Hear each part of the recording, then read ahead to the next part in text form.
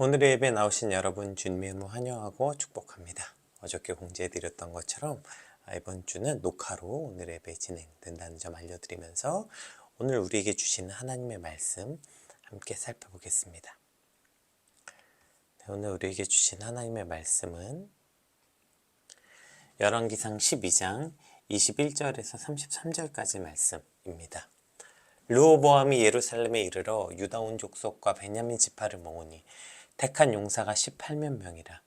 이스라엘 족속과 싸워 나라를 회복하여 솔로몬의 아들 르호보암에게 돌리려 하더니 하나님의 말씀이 하나님의 사람 스마야에게 임하여 이르시되 솔로몬의 아들 유다 왕 르호보암과 유다와 베냐민 족속과 또 그 남은 백성에게 말하여 이르기를 여호와의 말씀이 너희는 올라가지 말라. 너희 형제 이스라엘 자손과 싸우지 말고 각기 집으로 돌아가라. 이 일이 나로 말미암아 난 것이라 하셨다 하라 하신지라. 그들이 여호와의 말씀을 듣고 그 말씀을 따라 돌아갔더라. 여로보암이 에브라임 산지에 세겜을 건축하고 거기서 살며 또 거기서 나가서 느브엘을 건축하고 그의 마음에 스스로 이르기를 나라가 이제 다윗의 집으로 돌아가리로다. 만일 이 백성이 예루살렘에 있는 여호와의 성전에 제사를 드리고자 하여 올라가면 이 백성의 마음이 유다 왕 된 그들의 주 르호보암에게로 돌아가서 나를 죽이고 유다의 왕 르호보암에게로 돌아가리로다 하고 이에 계획하고 두 금송아지를 만들고 무리에게 말하기를 너희가 다시는 예루살렘에 올라갈 것이 없도다. 이스라엘아 이는 너희를 애굽 땅에서 인도하여 올린 너희의 신들이라 하고 하나는 베델에 두고 하나는 단에 둔지라. 이 일이 죄가 되었으니 이는 백성들이 단까지 가서 그 하나에게 경배함이더라. 그가 또 산당을 짓고 레위 자손 아닌 보통 백성으로 제사장을 삼고 여덟째 달 곧 그 달 15째 날로 절기를 정하여 유다의 절기와 비슷하게 하고 제단에 올라가되 베델에서 그와 같이 행하여 그가 만든 송아지에게 제사를 드렸으며 그가 지은 산당의 제사장을 베델에서 세웠더라. 그가 자기 마음대로 정한 달 곧 8째 달 15째 날로 이스라엘 자손을 위하여 절기로 명하고 베델에 쌓은 제단에 올라가서 분향하였더라. 아멘. 우리가 그 뉴스나 그 TV 같은 데 보면 그 사실 요즘에 그 말도 안 되는 범죄들이 이제 종종 그 뉴스를 보잖아요. 뭐 운전하다가 싸움이 일어나서 칼로 찌르거나 뭐 연인들끼리 싸움을 하다 서로 죽이거나 뭐 층간소음이나 뭐 이런 것 때문에 또 누굴 죽이기도 하고 심지어 그 아무런 연고 없는 사람을 죽이는 사람들도 있잖아요. 근데 이제 그러한 그 범죄를 저지른 사람들을 붙잡아 놓고 당신 왜 이런 일을 행하였습니까? 물어보면 단골로 등장하는 멘트가 있어요. 단골로 등장하는 멘트가 뭐냐면 나를 무시했다는 거예요, 상대방이. 내가 무시받은 느낌이 들어서 이런 범죄를 했다는 거예요. 그 무시받은 느낌을 참을 수 없어서 내가 죽였다. 참을 수 없어서 때렸다. 참을 수 없어서 칼로 찔렀다. 굉장히 이제 거의 단골 멘트로 등장하는 이유입니다. 이걸 듣다 보면 야, 저 말도 안 되는 소린가? 뭐 저 말 같지도 않은 소리를 하지? 이런 생각을 하다가도 여러분 잘 생각해 보면요. 이게 인간의 어리석은 본질이구나를 깨닫게 돼요. 자신이 무시당하고 자존심 상하고 이런 일이 생기면 저렇게 말도 안 되는 어리석은 판단, 물론 그렇다고 누구 정말 찌르거나 이 정도까지 가지 않더라도 어리석은 판단을 하는 게 인간의 본질이라는 거죠. 자, 오늘 본문에서 이제 세겜에 올라가서 여러 수모를 겪었잖아요, 르호보암이. 그리고 이제 결국엔 꽁지 빠지게 도망와요, 다시 예루살렘으로. 그리고 예루살렘에 오자마자 제일 먼저 한 일이 뭐예요? 전쟁 준비라고. 전쟁 준비. 오자마자 가만두지 않겠다는 거예요. 내가 거기서 받은 수모와 수치 내가 참지 않겠다는 거. 날 무시해? 너희가 감히 나를 무시해? 21절 르호보암이 예루살렘에 이르러 유다 온 족속과 베냐민 지파를 모으니 택한 용사가 18만 명이라. 이스라엘 족속과 싸워 나라를 회복하여 솔로몬의 아들 르호보암에게 돌리려 하더니 내가 내 말 안 듣고 나를 무시하고 나를 위협한 저것들 내가 가만두지 않을 거야. 내가 칼로 다 쳐서 정복하겠다 지금. 이렇게 된 거죠. 근데 이게 사실 생각해보세요. 이제 르호보암이 이제 막 왕이 올랐고 자기는 2지파밖에 없고 북은 10지파, 북이스라엘 10지파의 모임이라고요. 병력적으로 봐도 승산이 없고 지금 싸울 때가 아니잖아요. 근데 지금 그가 일단 그 화가 나고 분노가 일어나고 내가 무시당했다고 생각이 되는 순간 뭐 앞뒤 안 되는 거. 여러분 그 뭐 무시당했다고 칼로 찌는 사람이 그거 찌르고 나면 자기 인생이 망할 거라는 거, 그것 때문에 내 사랑하는 사람이 죽을 거라는 거, 이런 생각 안, 앞뒤가 없어. 그냥 무시당했다, 자존심 상했다, 이런 그냥 감정이 폭발하면 그런 일을 저지르는 것처럼 오늘 르호보암이 지금 그런 일을 하고 있다고. 게다가 같은 민족끼리의 전쟁 아닙니까? 지금 자기가 자존심 상하고 자기가 좀 무시받았다고 해서 지금 뭘 하겠다는 거야. 같은 동족끼리 이 비참한 전쟁을 하겠다는 거예요. 누군가를 죽이고 죽어야 되는 그 사륙전, 수백 명, 수천 명, 아니면 수만 명이 죽어야 되는 게 전쟁 아닙니까? 그 끔찍한 일을 자신이 받은 수모와 수치 때문에 이 전쟁을 하겠다는 거죠. 얼마나 어리석은 판단이에요. 근데 여러분, 이게 인간의 모습이라고요. 르호보암만 어리석을까요? 오늘 우리는 다릅니까? 오늘 우리는 저 묻지 마나 저렇게 막 성질 난다고 무슨 일 한 저 인간들과, 그리고 또 오늘 르호보암과 우리가 그렇게 크게 다릅니까? 아니요, 우리도 그렇게 크게 다르지 않아요. 그리스도인이면서 이런 말 하면 안 되는 거 뻔히 알고, 상대방에게 그런 행동하면 안 되는 거 알고, 그 말하면 저 사람이 얼마나 상처받을 거 뻔히 알지만, 일단 내가 공격받고 내가 무시당하고 내가 기분이 상하고 내가 자존심 상하면 그냥 해버리는 거예요. 그 말하면 상대방이 얼마나 아플지 알면서, 그런 행동하면 그리스도인으로 옳지 않은 거 알면서 그냥 저지르는 거야. 분명히 내 안에 그러면 안 된다는 양심의 소리가 있고 성령의 음성이 있음에도 불구하고 그냥 저질러 버리는 거. 하지 말아야 될 말을 해버리고 상처 주고. 네. 이런 일들을 하는 거. 여러분, 르호보암이 이상한 사람이라서가 아니라 오늘 우리도 그와 조금 더 다르지 않아요. 어쩌면 여러분, 르호보암은 우리보다 더 나은 사람일 수도 있어요. 우리 22절에서 24절 한번 볼게요. 하나님의 말씀이 하나님의 사람 스마에게 임하여 이르시되, 솔로몬의 아들 유다 왕 르호보암과 유다와 베냐민 온 족속과 또 그 남은 백성에게 말하여 이르기를, 여호와의 말씀이 너희는 올라가지 말라. 너희 형제 이스라엘 자손과 싸우지 말고 각기 집으로 돌아가라.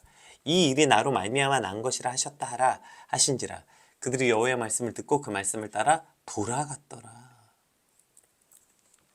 왜 어쩌면 르호보암이 우리보다 낫습니까?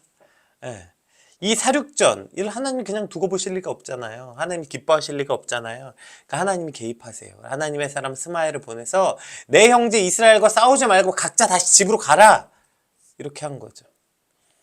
그리고 그 일, 그러니까 북이스라엘과 너희가 갈라진 거, 그리고 네가 거기 올라가서 수치당한 거, 그거 다 내가 계획한 거다, 얘기하신 거죠. 내 섭리 중에 하나다 말씀하신 거예요. 그리고 놀랍게 그 말씀에 르호보암과 그 백성들이 순종해서 돌아간다고요. 여러분, 이 멈출 수 있다는 게 얼마나 놀라운 은혜입니까? 생각해 보세요. 아니, 지금 어렵게 생각해, 무슨 핸드폰이 있었겠어요. 그럼 여기서 이 병력을 모으려면 얼마나 막 각 지파의 사람들 보내고 뭐 선동하고 어쩌고 저쩌고 해서 지금 18만 명이 모였다고. 이 어마어마한 병력이 모였어요. 그러면 이렇게 큰 병력을 모으면 뭐 하고 싶어요? 쓰고 싶죠.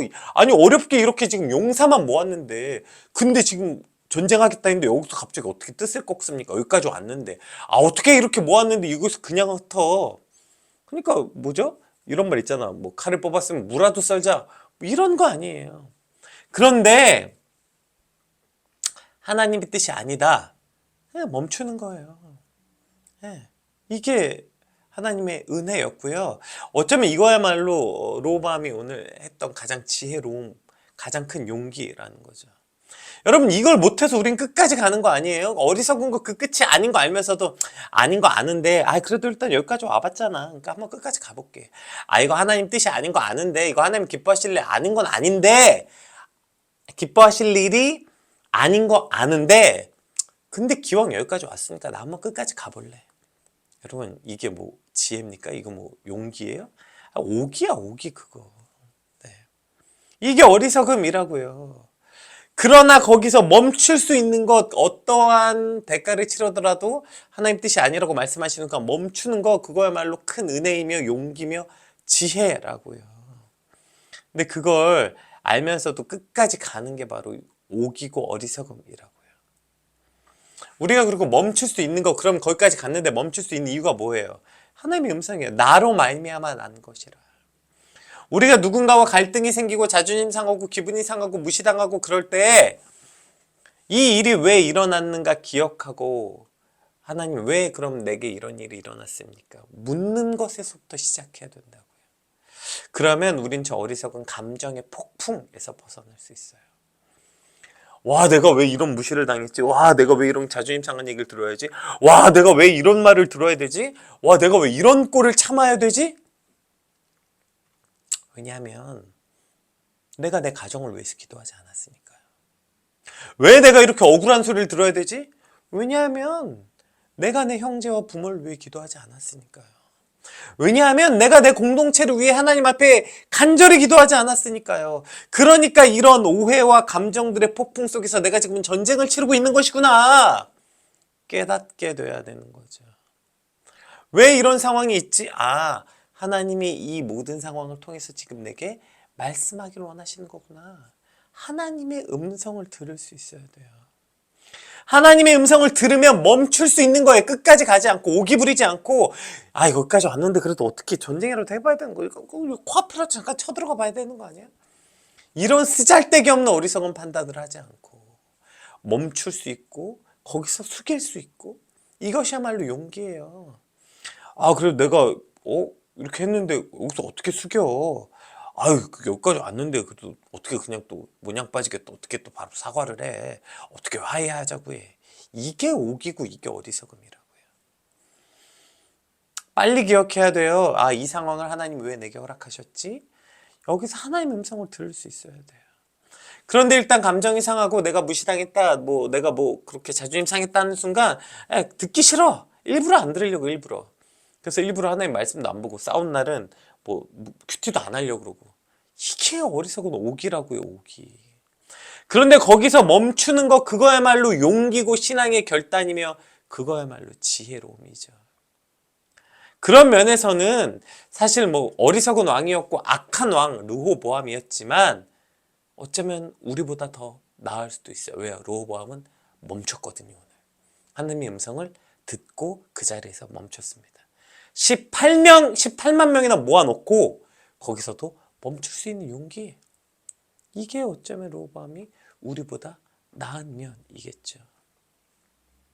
내가 받은 상처, 내가 받은 고통, 이러한 감정들로 인해서 어리석은 판단을 하지 않게 되길 주님으로 축복합니다. 제발 그놈은 내 감정에서 눈을 좀 돌려서 하나님의 음성을 듣게 되길 소망합니다. 그 전쟁 준비 멈춰라. 네 마음에 커져가는 그 악함과 분노를 멈춰라. 거기서 멈춰서 내가 왜 이 일을 허락했는지 돌아보라는 그 하나님의 음성을 들을 때에 우리는 그 어리석은 판단과 그 어리석은 감정의 소용돌이에서 빠져나와서 하나님의 음성을 들을 수 있게 될 것입니다. 오늘 그 음성을 듣는 저와 여러분 되시길 주님으로 축복합니다. 오늘 본문을 보면 이제 르호보암은 어리석음으로 시작했지만 적어도 오늘 본문 안에서는 지혜로움으로 결론이 납니다. 그런데 이제 여로보암이 나오거든요. 이름도 비슷해. 르호보암과 여로보암. 자, 여로보암은 은혜로 시작했는데 오늘 최악의 어리석은 결과를 가져오게 돼요. 자, 이제 르호보암 이제 전쟁에서 멈췄어요. 그리고 이제 앵글이 바뀌어서 여로보암으로 넘어갑니다. 북이스라엘로 넘어가요. 뭐 이런 거죠. 전쟁을 멈춘 한편 북이스라엘로서는 뭐 이렇게 넘어가는 거죠. 25절부터 한번 읽어볼게요. 여로보암이 에브라임 산지에 세겜을 건축하고 거기서 살면서 또 거기서 나가서 분회를 건축하고 그의 마음에 스스로 이르기를 나라가 이제 다윗의 집으로 돌아가리로다. 만일 이 백성이 예루살렘에 있는 여호와의 성전에 제사를 드리고자 하여 올라가면 이 백성의 마음이 다 유다 왕 된 그들의 주 르호보암에게로 돌아가서 나를 죽이고 유다의 왕 르호보암에게로 돌아가리로다 하고 이에 계획하고 두 금송아지를 만들고 무리에게 말하기를 너희가 다시는 예루살렘에 올라갈 것이 없도다. 이스라엘아, 이는 너희를 애굽 땅에서 인도하여 올린 너희의 신들이라고. 하나는 베델을 두고 하나는 단에 둔지라. 이 일이 죄가 되었으니 이는 백성들이 단까지 가서 그 하나에게 경배함이더라. 그가 또 산당을 짓고 레위 자손이 아닌 보통 백성으로 제사장을 삼고 여덟째 달 곧 그 달 15째 날로 절기를 정하여 유다의 절기와 비슷하게 하고 제단에 올라가되 베델에서 그와 같이 행하여 그가 만든 송아지에게 제사를 드렸으며 그가 지은 산당에서 제사장을 베델에서 세웠더라. 그가 자기 마음대로 정한 달 곧 8째 달 15째 날로 이스라엘 자손을 위하여 절기를 정하고 베델의 단을 쌓은 제단에 올라가서 분향하였더라. 그가 이제 여로보암이 왕이 돼서 세겜을 중심으로 왕국을 꾸미고 있는데 생각해보니까 마음에 불안함이 생긴 거예요. 야, 이거 이 백성이 이제 절기 지키겠다고 유다로 다시 돌아갔다가 예루살렘 갔다가 다시 르호보암에게로 가면 어떡하지? 그래서 날 죽이고 다시 내 왕위를 뺏기면 어떡하지? 지금 이 다윗의 집안으로 이 백성들이 다시 돌아가면 어떡하지? 이러한 불안함과 염려와 걱정이 생긴 거예요. 그 실체도 없는 불안함과 두려움. 여기에 지금 스스로 갇히는 거죠. 야, 여긴 성전이 없잖아. 유다에는 그 예루살렘에는 그 멋있는 성전이 있는데. 그러니까 어떻게 됐어요? 그 성전 때문에 르호보암에게 다시 돌아가면 어떡하지? 그러니까 야, 이쪽에도 산당 짓자. 그리고 레위인 아니어도 일단 제사장 세우고, 야, 그래도 그럴싸한 게 뭐가 좀 있어야 되니까 금송아지 세우자. 최악의 결과. 그리고 심지어 모두 세워요. 절기를 자기가 마음대로 정했어요. 야, 절기도 정하자. 그냥 뭐 마음대로 한 거예요, 그냥. 네. 산당 짓지 말라는 명령, 레위 지파에서만 제사장이 나올 수 있다는 하나님의 명령 없어요. 오로지 그냥 자신이 겪고 있는 이 불안함과 두려움에 사로잡히니까 아무것도 안 보여요. 그냥 닥치는 대로 뭘 하는 거죠. 근데 뭘 하면 할수록 최악의 결과를 가져오는 거예요. 뭘 하면 할수록. 안 하면 좋을 텐데. 그러니까 하나님의 음성을 기억하지 않으니까 뭘 하면 할수록 최악이 돼. 가만히 있는 게 그나마 나을 텐데. 네. 그러면 왜 이런 하면 할수록 최악의 결정을 내리게 된 걸까요? 여로보암은 뭐 때문에 이렇게 두려워하고 불안해한 걸까요? 여러분, 여로보암이 북이스라엘의 왕이 된 것은 여로보암이 무슨 대단한 꿈을 품은 것도 아니고 대단한 내가 이 나라를 바르게 세우겠다는 뭐 어떤 정의감이 불타오른 것도 아니었잖아요. 그냥 여로보암은 열심히 성실히 살았어요. 그랬더니 어느 날 솔로몬도 인정을 해줬고요. 근데 어느 날 선지자 아이야가 나타나서 솔로몬의 죄로 인해서 내가 이스라엘을 나눌 건데 그중에 10지파를 네 손에 맡기겠다. 그럼 너는 다윗의 길로 행하여서 내 율례와 법도를 따라 살면 내가 이제 너에게 줄 그 나라를 견고하게 하겠다. 하나님의 언약으로부터 출발했다고요. 이 북이스라엘이. 그러니까 여로보암 자체가 어디서 출발했냐면 하나님의 언약으로부터 출발했어요. 그런데 왕이 되면서 잊어버린 거예요. 내 출발이 어딘지, 내 시작이 어딘지. 내가 가진 권력이, 내가 가진 이 모든 것이 누구로부터 왔는지 까먹었어요. 그러니까 그걸 지키려고 지금 온갖 짓들을 다 하고 있는 거죠. 얼마 전에 이제 PT 예배, 저희가 한 달에 한 번 PT라는 예배를 이제 목회 자녀들하고 드리는데 그때 나눴죠. 지혜가 뭔가, 그 지혜가 뭔지에 대해서 나눌 때 그 첫 번째가 주인이 누군지 아는 거. 이게 지혜의 시작이라고 나눴고, 그 다음에 그러니까 주인이 누군지 알아야 내가 지금 이걸 누구한테 물어봐야 되는지, 누구한테 허락을 받아야 되는지, 그걸 물어보려면 누구를 알아야 돼? 주인을 알아야 주인한테 가서 물어볼 거 아니에요. 근데 주인도 아닌 사람한테 가서 붙잡고 이거 얼마예요? 이거 어떻게 해야 돼? 물어본다고 아냐고 그 사람이. 뭐 주인이 아는 사람한테 제가 돈이 없어 이거 좀 깎아주세요. 오케이, 깎아줄게요. 말하면 뭐예요? 그 사람이 주인이 아닌데. 주인을 알아야 누구하고 상의해야 되는지, 누구한테 허락받아야 되는지 안다고요. 그래서 솔로몬이 왕이 되자마자 뭐 했어요? 1,000번제를 드렸어요. 1,000번제. 왜? 하나님이 나를 이 자리에 세운 진짜 주인인 걸 알았기 때문에 뭐 백성들의 허락, 뭐 자기 왕권 강화 다 필요 없고 하나님한테 잘 보인 거, 하나님한테. 왜냐면 하나님이 주인인 걸 알았으니까요. 그에 비해서 대조적으로 오늘 여로보암은 어떻게 했어요? 왕이 되자마자 내가 어떻게 내 왕권을 또 강화하지, 어떻게 백성들의 마음을 사로잡을지, 그냥 세겜에 건축하고 세겜에 성읍 쌓고 그냥 여기에 그냥 올인하다가 하나님을 잊어버렸어요. 주인을 잊어버렸어요. 그러니까 어떻게 돼요? 불안함과 두려움에 휩싸이게 되는 거예요. 이러한 여로보암의 모습, 이거 사울과 똑같죠? 이스라엘의 초대 왕이었던 사울. 사울이 이제 왕이 된 후에, 왕이 되자마자 블레셋과의 전쟁이 시작됐어요.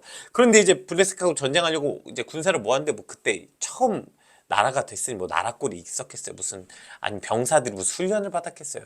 그에 비하면 블레셋 군단은 어마어마한 거예요. 규모도 무기도 뭐 훈련 상태도. 그러니까 그러한 블레셋 서로 이제 딱 대치하고 있는데 블레셋 병력과 이스라엘 병력. 그 이스라엘 마음이 너무 두려웠겠죠. 근데 또 그럼 이때 사무엘이 딱 와서 여러분 하나님이 여러분과 함께 하십니다 이러면 이제 다시 사기가 올라갈 것 같은데 사무엘이 또 약속한 시간보다 안 오네? 그러니까 어떻게 되냐, 백성들이 타령하기 시작해요. 점점 도망가는 거예요, 백성들이. 사울이 이제 더 두려워. 야, 이러다 전쟁도 못 해보는 거 아니야? 야, 이러다가 그냥 뭐 백성들 다 도망가는 거 아니야? 그러니까 어떻게 돼요? 사울이 직접 제사를 드립니다, 그냥. 예. 그리고 사무엘이 와서 이렇게 말해요. 사무엘상 13장 말씀 한번 같이 볼게요. 이것 때문에 사무엘이 이렇게 말합니다. 사무엘이 사울에게 이르되 왕이 망령되이 행하였도다. 왕의 하나님 여호와께서 왕에게 내리신 명령을 지키지 아니하였도다. 그리하였더라면 여호와께서 이스라엘 위에 왕의 나라를 영원히 세우셨을 것이거늘 지금 왕의 나라를 길지 못할 것이라. 지금 왕의 나라가 길지 못할 것이라. 여호와께서 왕에게 명령하신 바를 왕이 지키지 아니하였으므로 여호와께서 그의 마음에 맞는 사람을 구하여 여호와께서 그를 그의 백성의 지도자로 삼으셨느니라 하고.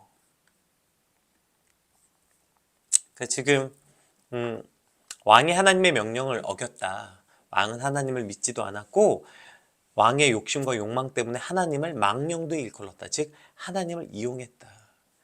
그래서 이제 왕의 나라는 길지 않을 것이다. 이제 너로부터 왕 나라를 뺏어서 다른 사람에게 주겠다. 이 말을 들은 사울은 이제 죽을 때까지 불안함 속에서 살아갑니다. 그래서 그냥 다윗 죽이려고 온 힘을 다한 거 아니에요. 누가 내 왕위를 뺏어갈까봐, 누가 내 나라 뺏어갈까봐 늘 불안하고 두렵고 초조하고 전전긍긍하면서 죽을 때까지 그렇게 살아요. 그 왕위를 누가 주었는데요? 이스라엘의 왕을 누가 세웠는데요? 아니 백성들이 떠나면 어때? 병력 없으면 어때? 어차피 하나님 세우신 나라고 하나님이 세우신 왕이면 하나님이 알아서 하시겠지. 그런데 백성이 떠난다는 두려움 때문에 하나님을 잃어버린다는 게 얼마나 어리석은 거예요. 여러분 이게 등가 교환이 되는 겁니까? 하나님과 이 백성들이 돼요? 그런데 이 불안함과 두려움은 우리를 늘 최악의 결정을 하게 만든다고요. 이 불안함과 두려움은 우리 인생에서 늘 언제나 최악의 결정을 하게 만들어요. 그래서 오늘도 사단은 자꾸 우리를 불안하고 두렵게 만들어요. 왜요? 최악의 결정을 해야 되니까. 저 사람이 날 떠나면 어떡하지? 이거 이렇게 해서 내가 돈을 잃어버리면 어떡하지? 이러다가 내가 직장을 잃어버리면 어떡하지? 이러다가 그동안 내가 쌓아놓은 그나마 조금 있는 이 이름, 명성 잃어버리면 어떡하지? 이 실체도 없는 두려움을 자꾸 우리에게 불어넣어요. 왜요? 그 두려움이 우리를 최악의 결정으로 끌고 가니까요. 여러분, 우리가 진짜 제일 염려하고 걱정해야 되는 건 뭐예요? 내가 돈을 잃을까봐, 직장을 잃을까봐, 사람을 잃을까봐, 그래서 하나님의 말씀을 버리는 거, 내가 가진 거 잃을까봐 하나님을 이용하는 거, 이거야말로 우리가 가장 두려워하고 염려해야 되는 거 아닙니까? 그런데 자꾸 그냥 이거 어떡하지? 저거 잃으면 어떡하지? 돈이 없으면 어떡하지? 사람을 잃으면 어떡하지? 여거 전전긍긍하면서 하나님을 잃어버린다고요. 사도행전 4장에 보면 이제 이렇게 늘 자신이 가진 권력을 잃을까봐 전전긍긍하던 사내들인 공회원들이 결국에 이 베드로와 요한을 데려다가 협박합니다. 너네 이제 하나님의 이름으로 예수 이름으로 뭐 가르치거나 하지 마. 그 말을 들은 베드로가 이렇게 말합니다. 그들을 불러 경고하여 도무지 예수 이름으로 말하지도 말고 가르치도 말라. 왜요? 두렵거든. 내가 가진 거 잃을까봐 늘 이거 하는 거, 세상은 오늘도 자꾸 이거 하는 거, 내가 가진 거 잃을까봐 두려우니까 예수의 이름 말하지도 말래. 뭐라고 말합니까? 베드로와 요한이 대답하여 이르되 하나님 앞에서 너희 말을 듣는 것이 하나님의 말씀을 듣는 것보다 옳은가 판단하라. 너희 말을 듣는 것이 하나님의 말씀을 듣는 것보다 옳은가 판단하라. 세상의 말을 듣는 것이 하나님의 말씀을 듣는 것보다 옳은가 판단하라. 돈을 잃지 않는 것이, 명예를 잃지 않는 것이, 직장을 잃지 않는 것이 하나님의 말씀을 듣는 것보다 옳은가 판단하라. 오늘 이것이 하나님이 저와 여러분에게 주시는 음성 아닙니까? 세상은 자꾸 우리를 경고해요. 경고해. 너 하지 마. 너 그거 하면 큰일 나. 자꾸 경고합니다. 그래서 우리를 불안하게 만들어요. 그때 내가 하나님의 말씀을 듣는 것과 너희의 말을 듣는 것 무엇이 옳은가 판단하는 것. 이것이 오늘 우리가 말씀 앞에 해야 되는 생각이에요. 하나님이 나를 세우셨는데 그러면 하나님만 잃지 않으면 되지. 예. 이것이 무엇을 잃든지 간에 나는 하나님을 잃지 않는 게 가장 중요하다. 이것이 저와 여러분의 믿음이 되어야 하는 거 아닙니까? 여러분 이런 고백으로 세상으로 나아간다면 야 내가 너희 말을 듣는 것이 하나님의 말씀을 듣는 것보다 옳겠냐? 이러한 믿음으로 우리가 세상에 나아간다면 무엇이 두렵겠어요? 내가 사람을 좋게 하랴 하나님을 좋게 하랴? 오늘도 세상은 사단은 야 너 그러다가 거지 돼. 야 너 그러다가 망해. 야 너 그러다 사람들 너 다 떠난다. 야 너 그러다 네 인생 패배자 돼. 야 너 그러다 말년에 아주 비참하게 살아. 너 돈도 없고 집도 없고 야 너 말년에 그렇게 어떻게 살라 그래. 이런 생각 이게 참 아직 다가오지도 않은 미래고 실체도 없고 이러한 두려움으로 자꾸 오늘 우리를 하나님의 말씀으로부터 떠나게 한다고요. 사단은 자꾸 그렇게 한다고요. 사단이 뭐라고 말하든지 간에 그래 그러든지 말든지 뭐 돈을 잃든지 말든지 내 인생에서 하나님 한 분 온전히 붙잡고 그분을 예배하는 삶이라면 상관없어. 그게 내 성공이며 그게 내 인생의 목적이야. 하나님 한 분 잃지 않는 거. 이렇게 담대히 선포하는 저와 여러분 되시길 주님으로 축복합니다. 여러분 이렇게 살면 망할 것 같죠? 망하지 않는다니까요. 오늘 사울 봐봐요. 여로보암 봐봐요. 그가 자신이 가진 거 잃지 않으려고 온갖 짓들 하다가 얼마나 추하게 살았습니까? 늘 불안해하고 늘 두려워하고 벌벌 떨다가 여로보암도 마찬가지고요. 사울도 그렇고요. 그러다 얼마나 비참한 최후를 맞이하였어요. 그런데 보세요. 오늘 이 베드로와 요한 그래요. 어쩌면 그들은 뭐 저들처럼 왕궁도 없었고 뭐 은과 금은 많이 없었을지 몰라요. 그런데 걱정과 염려가 아니라 이 담대함과 그리스도 이 담대함과 이 믿음으로 살아가는 그리스도인들이 부요하지 않아도 얼마나 그들이 기쁨과 당당하게 세상을 살아갑니까? 여러분 어쩌면 뭐 그 말은 맞을 수 있죠. 야 너 지금 그렇게 살다가 나중에 너 나이 먹어서 네 이름으로 된 집 한 채도 없으면 나중에 어떻게 할래? 너 그러다가 자식들이 너 그러면 어떡할래? 너 나중에 그래도 노후도 대비해야지. 야 그러려면 집도 있고 이 정도는 있어야지. 이 정도는 가져야지. 여러분 집 있고 차 있고 뭐 국민연금 많이 들어놓고 그거 하면 뭐해? 그거 붙잡고 그거 잃을까 봐 전전긍긍하게 살아가면 추하다고. 나이 먹고 추해진다고. 여러분 아파트 있고 추한 노인 되고 싶으세요? 좋은 차 타고 추하게 늙어가는 노인 되고 싶으세요?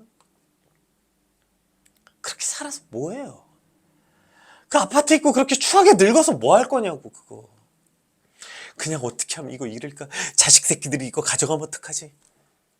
이게 무슨 삶의 의미가 있습니까? 내 이름으로 된 집 한 채 없더라도 통장에 뭐 빵빵한 뭐 잔고 없더라도 그러나 하루하루 담대하고 하루하루 당당하게 그렇게 주의 이름으로 살아갈 수 있다면 부유하지 않아도 아름다운 노후 살 수 있는 거 아닙니까? 부유하지 않아도 당당하게 살아갈 수 있는 거 아닙니까? 뭐 당장 여러분 안 망한다니까요. 세상에 자꾸 망할 거 너네 그러다 망해 안 망해. 오히려 여러분 그거 붙잡고 있는 게 망해요. 그 붙잡고 있는 게 추해지는 거예요. 뭐 그렇다고 진짜 뭐 이렇게 산다고 진짜 가진 거 아무것도 없게 되는 거 아니에요. 하나님이 우리 인생을 지켜주시고 우리가 하나님 붙잡고 살아간다면 추하지 않고 오히려 아름답고 당당하게 그러한 노후를 살아가는 거, 이것이 그리스도인의 노후여야죠. 근데 그거 하나 안 잃겠다고 그냥 붙잡고 그냥 전전긍긍하다가 추해지는 것. 여러분 이것이 오늘 여로보암의 최후였습니다. 오늘 저와 여러분이 이렇게 자꾸 쓸데없는 걱정과 염려 때문에 최악의 선택을 하는 것이 아니라 다른 거 다 잃더라도 내 인생에 하나님 말씀 붙잡겠습니다. 다른 거 다 잃더라도 나는 하나님을 붙잡겠습니다. 최선의 선택, 최고의 선택을 하는 저와 여러분의 삶이 되시길 주님으로 축복합니다. 오늘 보세요. 감정에 휩싸였다가 그래도 르호보암은 하나님의 말씀에 멈췄다고요. 그런데 내가 가진 거 잃지 않겠다고 우리를 두렵고 불안함으로 자꾸 밀어넣으니까 그 감정에 휩싸이니까 최악의 선택을 하는 여로보암. 하나님 이러한 이 불안함에 잡아먹히지 않게 하여 주시옵소서. 내가 하나님이 너희 말을 세상의 말을 듣는 것과 하나님의 말씀 듣는 것 무엇이 옳은지 판단하는 아침이 되게 하여 주시옵소서. 우리 받은 말씀 놓고 함께 같이 기도하겠습니다. 기도합시다.